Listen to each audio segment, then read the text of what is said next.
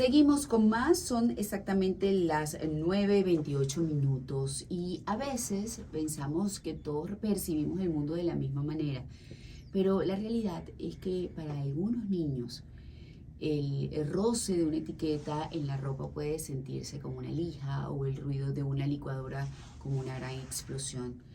Y esto es conocido como un trastorno del procesamiento sensorial. Es como tener un semáforo averiado en el cerebro. La información de los sentidos llega, pero no sabe cómo organizarse. Para aclarar las dudas que este tema genera y entender cómo ayudar a nuestros pequeños a procesar mejor su entorno, recibimos en Sinrécipe a la doctora Adriana Blanco. Ella es licenciada en terapia ocupacional pediátrica y muchas veces inclusive este tipo de trastornos plantean la inquietud en los papás si mi hijo tiene retos sensoriales o significa que está dentro del espectro autista. Bienvenida. Un honor. Muchísimas gracias por la invitación. Feliz de estar aquí. Y me parece genial la forma en cómo lo has introducido porque cuando hablamos de procesamiento sensorial va más allá. Creo que lo has hecho muy bien en definir, wow, nadie sabe la neurobiología vivida de los niños que realmente sufren de un procesamiento sensorial. Pero no todos los niños con procesamiento sensorial están dentro del espectro autista. Sí, este es un tema que genera de hecho mucha confusión, ¿no? Y a veces diagnósticos apresurados que angustian a la familia. ¿Qué es exactamente entonces este trastorno del procesamiento sensorial? ¿Es un problema de los ojos, de los oídos, de la piel? ¿O es más bien un tema de cómo nuestro cerebro o el cerebro de estos pequeños interpreta y organiza la información sensorial? Exactamente. Los trastornos de procesamiento sensorial vienen de esa falla de organizar, del registro, de modular, que es como de adaptar esa respuesta organizativa, de discriminar y después de ejecutar esa respuesta.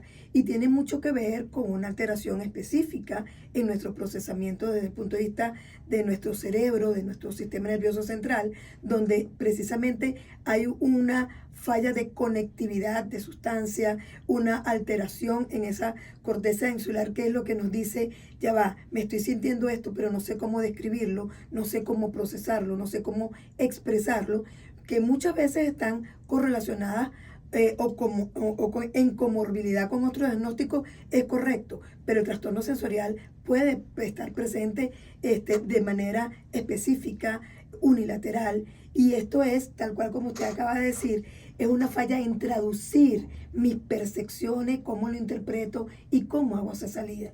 Yo me imagino que papá y mamá que nos escuchan en este momento se preguntan, ok, ¿cómo se diferencia si es únicamente un trastorno en nuestra percepción en cuanto a nuestros sentidos o se suma, como usted bien lo dijo, a otro diagnóstico como trastorno de espectro autista o quizás otro?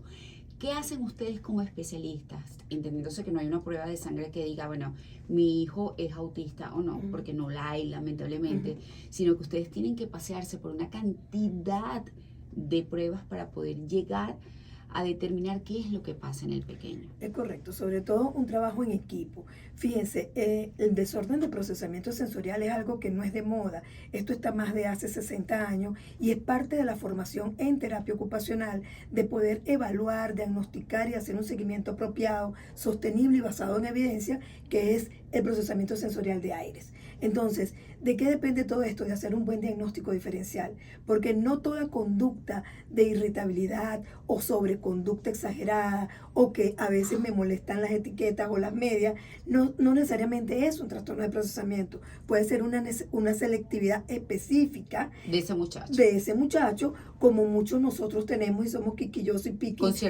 con ciertas cosas, donde se convierte en un problema. Cuando esto empieza a interrumpir nuestra vida cotidiana, nuestro desempeño ocupacional, que es lo que hacemos cada día. Y en el trastorno de procesamiento sensorial ocurre algo muy particular, a diferencia de los trastornos conductuales, y es que no es consistente.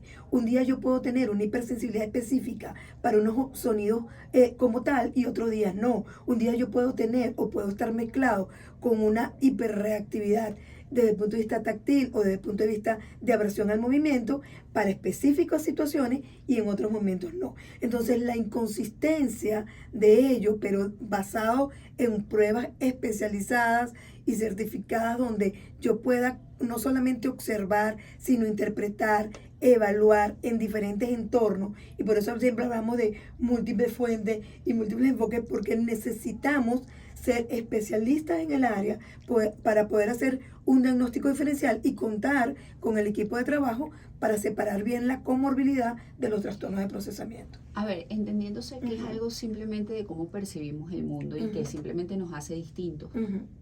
No hay más con respecto específicamente a esta manifestación. ¿Se hace algo para manejar la situación de una mejor manera, para que el niño pueda quizás superarlo o simplemente, bueno, es una persona distinta y punto?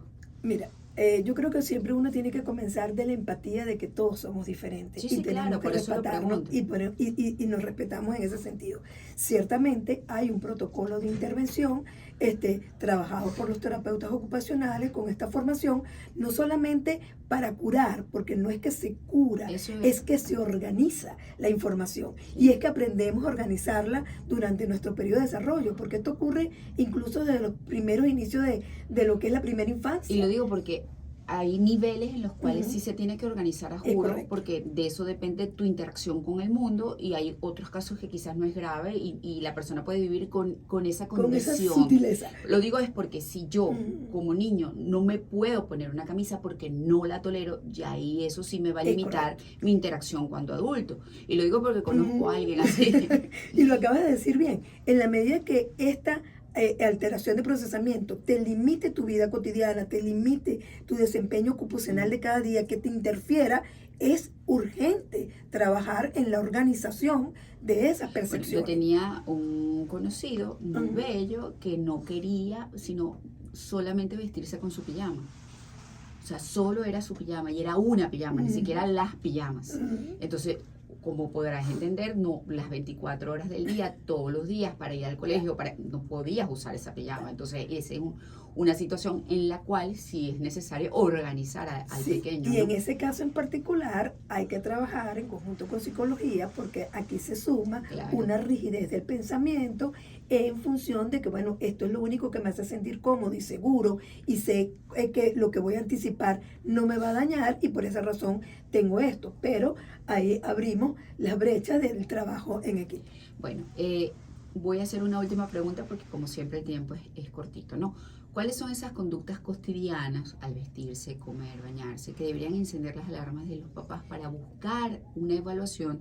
¿Y qué tanto influye el ambiente de la casa, de un salón de clases, para que un niño se sienta abrumado sensorialmente? Lo más importante de cuando uno ve las señales de alarma, porque las señales de alarma, especialmente los padres son los primeros que ven las señales de alarma, es porque esa señal me está interrumpiendo mi cotidianidad. Es decir, un niño que sufre al comer, no porque no le gusta esto o no le gusta aquello, sino que tú ves que hay fisiológicamente sudoración, cambios de tono de piel, arcada, o sea que realmente a pesar de que está comiendo lo que le están dando, este es un niño que debemos de encender la alarma. Un niño que le está costando utilizar diferentes tipos de ropa, no por la etiqueta nada más, sino por la textura, y esto puede hacer que interfiera en el día a día de su cole. Un niño que a veces responde con muchísima huida o aversión o rechazo a algo y no entendemos qué está pasando. Tenemos que,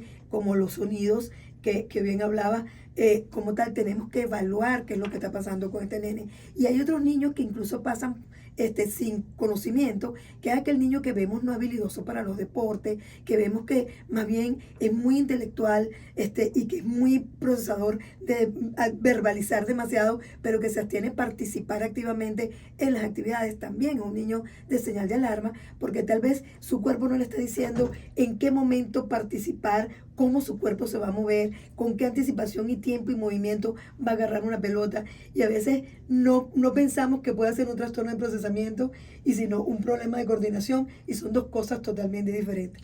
Entonces ahí son una de las cuantas señales de alarma. Bueno, muchísimas gracias a la doctora Adriana Blanco. Ella nos deja una lección de empatía importante y es Antes de juzgar el comportamiento de un pequeño, debemos entender cómo está percibiendo el mundo. El procesamiento sensorial es la base de todo aprendizaje y entender que cada cerebro tiene su propio volumen nos permite acompañarlos con amor y menos etiquetas.